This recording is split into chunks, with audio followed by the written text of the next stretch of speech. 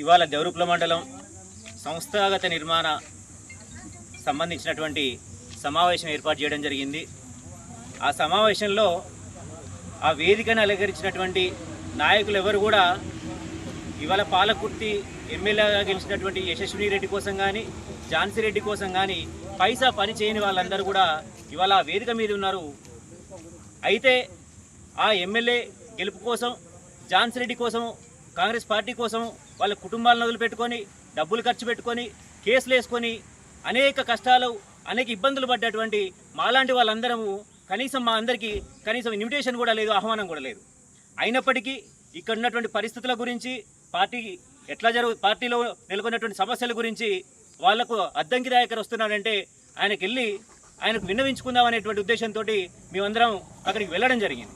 అక్కడికి వెళ్ళడం జరిగితే మా అందరినీ మా మిత్రులను కాంగ్రెస్ పార్టీ కార్యకర్తలను పోలీస్ స్టేషన్లకు తీసుకెళ్ళి అనేక రకాలుగా ఇబ్బందులు పెట్టి ఇదంతా పోలీస్ స్టేషన్ చుట్టూ తిప్పి ఇప్పుడే రిలీజ్ చేయడం జరిగింది. దీన్ని కాంగ్రెస్ పార్టీ పక్షాన కార్యకర్తలందరూ కానీ మిగతా వాళ్ళందరూ కూడా తీవ్రంగా ఖండించాలని చెప్పేసి నేను విజ్ఞప్తి చేస్తా ఉన్నాను. ఇవాళ నేను ఝాన్సీ రెడ్డి గారికి చెప్తా ఉన్నా, ఝాన్సీ రెడ్డి గారు, మీరు ప్రజలు ఎవరైతే నాయకులను వద్దనుకున్నారో వాళ్ళందరినీ ఎవరినైతే ఓడగొట్టారో వాళ్ళందరినీ ఇలా మీ చుట్టూ పెట్టుకుని రాజకీయం చేయాలనుకుంటున్నారు. ప్రజలను గమనిస్తూ ఉన్నారు. మీ గెలుపు కోసం ఎవరైతే పనిచేశారో, కాంగ్రెస్ పార్టీ గెలుపు కోసం ఎవరైతే పనిచేశారో వాళ్ళందరినీ గుర్తించండి.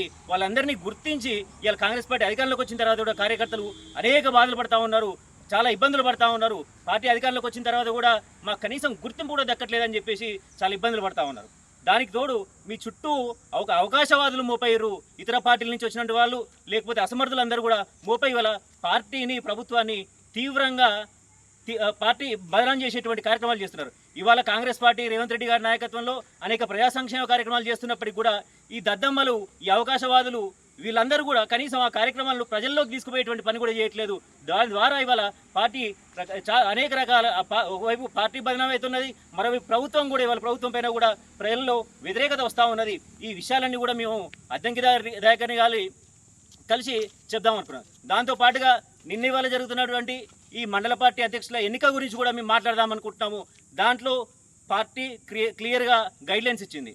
2017 నుంచి పనిచేస్తున్న వాళ్ళని మాత్రమే మండల పార్టీ అధ్యక్షుని ఎన్నుకోవాలి, ఇతర పార్టీల నుంచి వచ్చినటువంటి వాళ్ళను ఎన్నుకోవద్దు, ఇటువంటి గైడ్లైన్స్ చాలా ఇచ్చింది. ఈ గైడ్లైన్స్కు భిన్నంగా ఇవాళ ఇక్కడ దేవరూపలలో ఒక అవకాశవాదులను, ఇతర పార్టీల నుంచి వచ్చిన వాళ్ళను మండల పార్టీగా ఎన్నుకోవాలనేటువంటి ప్రయత్నం ఇవాళ ఝాన్సీ రెడ్డి గారు కానీ యశస్వి రెడ్డి గారు కానీ చేస్తున్నట్టుగా తెలిసింది. ఈ విషయాలు కూడా మేము అద్దంకి గారి దృష్టికి తీసుకుపోదామని చూస్తే ఇవాళ కనీసం మమ్మల్ని పోలీసులను పెట్టి అడ్డుకునేటువంటి ప్రయత్నం చేయడం ఏదైతే జరిగిందో దాన్ని తీవ్రంగా ఖండిస్తూ ఉన్నాము.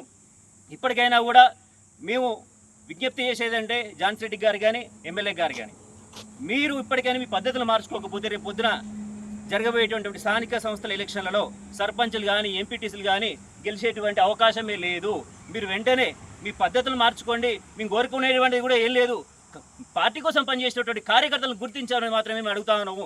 మాకేదో కాంట్రాక్ట్లు ఏమనో లేకపోతే పదవులు ఏమని అడగట్లేదు. మేము అడిగేది గుర్తింపు మాత్రమే అడుగుతున్నాము. కాబట్టి ఇప్పటికైనా కూడా మీరు అందరినీ కలుపుకుపోయే ప్రయత్నం చేయండి. ప్రయత్నం చేసి పొద్దున కాంగ్రెస్ పార్టీని బలోపేతం చేసే విధంగా మీరు తీసుకెళ్ళండి. కానీ ఇట్లా పార్టీని నష్టపరిచేటువంటి చర్యలు చేస్తే మాత్రము మేము ఊరుకునే ప్రసక్తి లేదు. రేపు పొద్దున తప్పకుండా ఈ విషయం హైకమాండ్ దృష్టికి తీసుకెళ్తాము. అవసరమైతే రాహుల్ గాంధీ దగ్గర కూడా తీసుకుపోయి పాలకుర్తిలో జరుగుతున్నటువంటి ఈ పరిణామాలన్నీ కూడా మేము అక్కడికి కూడా చెప్తామని చెప్పేసి ఈ సందర్భంగా తెలియజేస్తా ఉన్నాను.